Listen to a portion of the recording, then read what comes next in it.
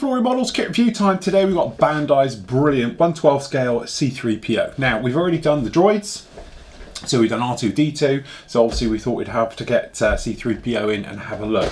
So as you can see, beautiful box art on the front. We have a quick whip round. As you know, with the Bandai ones, you get lots of different features and different things in here. Don't think you just get the one. So obviously you've got a system here where we can have him with his eye hanging out. We've actually got one with a retaining bolt on. Different types of hands as well, so you have to sort of make your choices, you make your way through. Okay, looking around, you can see down there a little bit more about him down there, right the way through. And your kit number is, it's 0196418-3500. Okay, so in the box we have, as hopefully you can see, some great sheets down in here, some beautiful, I don't know what colour you go with that, is that gold or polished brass? I don't know, bit different. Okay, so have a look at the old instructions first. As you can see, if we just drag that camera out just a little bit, we can see how it goes together.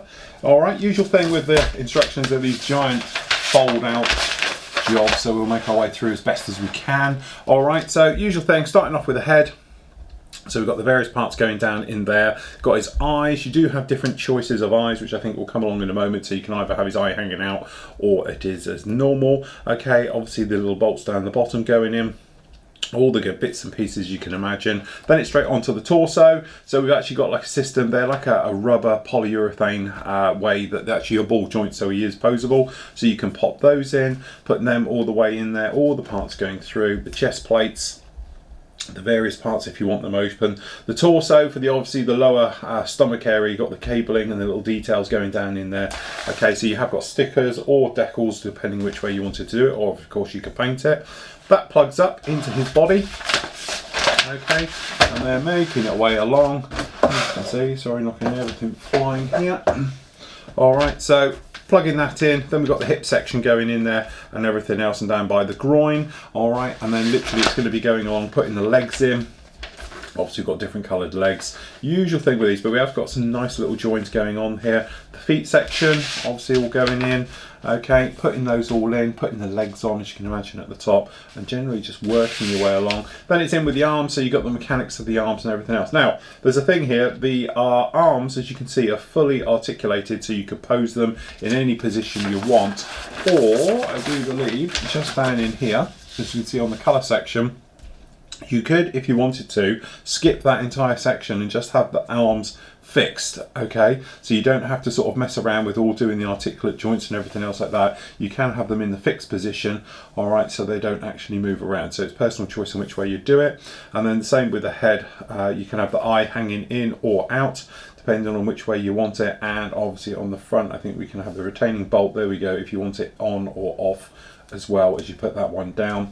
Different types of grips for the hand as well, so obviously, you know, you can put these inserts in for the inner fingers and everything else, and then you can have him freestanding like this, or you can have him on a pushback system just like that. All right, so looking down in the instructions, oh, and then obviously just on the back you've got all the details down here. There isn't many, to be honest. It's just a couple of decals you can put down onto this one. And for the hand grips, you'll see them in a moment. We'll see through there. But there we go. That's that eye you can have hanging out, or you can put them in. And obviously you could weather him, or you could have him as a pristine finish. To be honest, I think I'm going to go with a pristine condition with him. Might give him a little wash. I don't know yet when I get around to building this one. So, in the bags, we've actually got, this is the sticker set we're talking about. I'm assuming we've got decals as well. This is the sticker one. They're not exactly the best. We've always had little issues with them, but this is the glove position. This is his tummy area, things like that. Okay, and right the way through, and there's the eyes, depending on which way you want him. Okay, usual thing with the Bandai kits, multi-injection parts. So obviously we've got the clear parts just up here. There's not many. There's obviously just his eyes, that's for the eye hanging out, a little bit around the back panel, things like that. His foot areas, this is his tummy sections, and then obviously the wiring for the front, beautifully coloured, done. And then this down here, which doesn't look brilliant, but I think it'll be fine for what it is. This is because this stuff is actually very flexible. Okay, this here is hard, this is flexible. This stuff is supposed to be movable because obviously it's the articulations on the arms and things like that. But if you wanted to, of course, you could repaint them and do them just like that. Okay, then we're into the bright shiny stuff. So this has been dipped or electroplated on, and as you can see, it is beautiful. Now the downside to this is getting it off the sprue without actually damaging the part.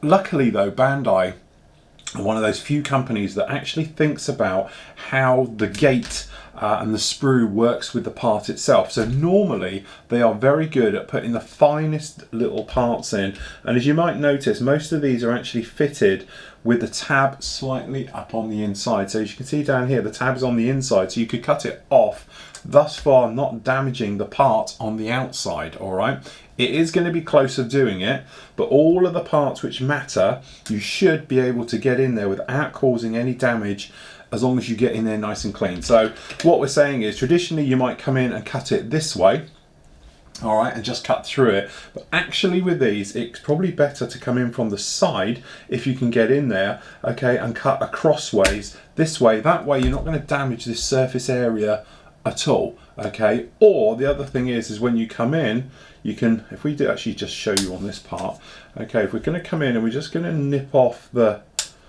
edge like this, okay?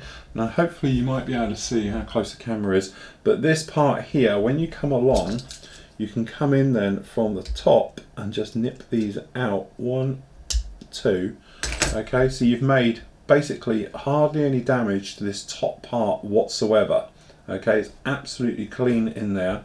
So if we just do it on this one, and this is what I mean by the sprue gate is all to the top.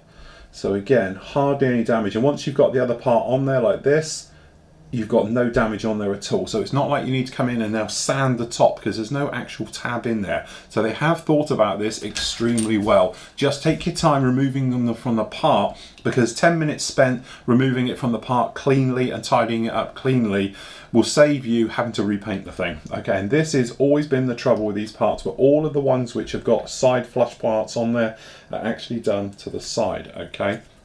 Because this type of finish is going to be extremely hard to recreate. All right, but generally just whipping around down here, you've got obviously the back plate. So this guy here, if we can do this one, if it is this one, which way up does it go? Oh, before we make a complete hash of ourselves, if we can just show you, yes, it just goes to the lower. What happens is this part here is going to come in up here, and when this fits on, hopefully you can see you've got hardly any mark to where it was at all. So when you look down here on the bottom side, you've got 2 tiny faint marks, which, to be honest, I think if you gave it a wash or something over it, you would lose it anyway. But that puts that in totally cleanly with no problems at all. But as I said, spend some time doing it and you'll be absolutely fine, because it'd be a real shame to ruin this gorgeous metal finish. Because as I said, trying to make this or airbrush this on, even with our latest best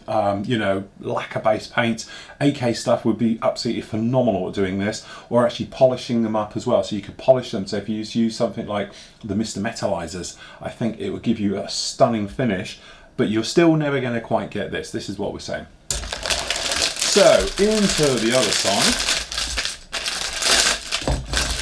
Okay. So we got this guy down here, so we got the thigh pieces, the hands, so we got the different parts of the hands, the backs of the hands with all the articulations in there. I'm thinking it might need a wash. I think just a wash to accentuate all the detail, because there's so much details on this. I think if you don't wash it, you're not going to see it. So I'm thinking perhaps the black clay wash over this, and also it'll polish the metal itself. Okay, nice details. We've actually got the foot down here, as you can see, and the sole has even been finely detailed, and all the areas, the thighs, the various parts down there on there like that. No problem with that at all. Beautifully done. And then because there's different versions of him, okay, so you can have, if you wanted to, we've got the other foot down here. So we have one foot which is actually in the gold and one is actually in the silver, because obviously he's got the replacement leg on there set, just like that. Again, fantastically done parts. Very nice, very clean, very sharply done, generally really nice. Okay, And then your last up down here, we've actually got, is the one thing I was starting to get worried about. I didn't see decals, but we've actually got decals down here. So we've said before, we've got both of these types. Now, to be honest, I've just finished off doing R2-D2 and building him, and the decals worked an absolute treat. But I've always said don't use the stickers, they're useless. Used them on R2 and they weren't too bad. These though look slightly different. These look a little bit thicker, but they could be good. All right, so have a go with them, see what you get. The biggest difference is this one's not so bad, but the carrier film tends to be quite large on the Bandai kits. But obviously if you use the stickers, it's right to the edge. All right.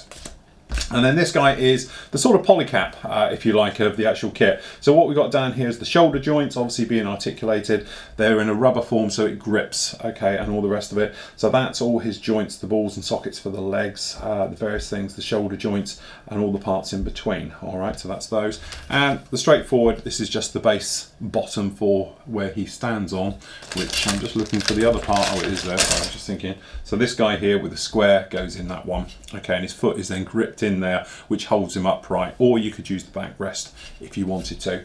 So there we go, that is C3PO. Great kit, beautifully engineered as we know, and everything else like that. Seen a couple of guys build these and they look absolutely phenomenal, very nicely done. Our Steve on the site, he's done it as well, and it turned out to be fantastic. And actually I'm going to be building this one very shortly as well. So there we go, that is the Bandai C3PO, a definite get for your Star Wars collection.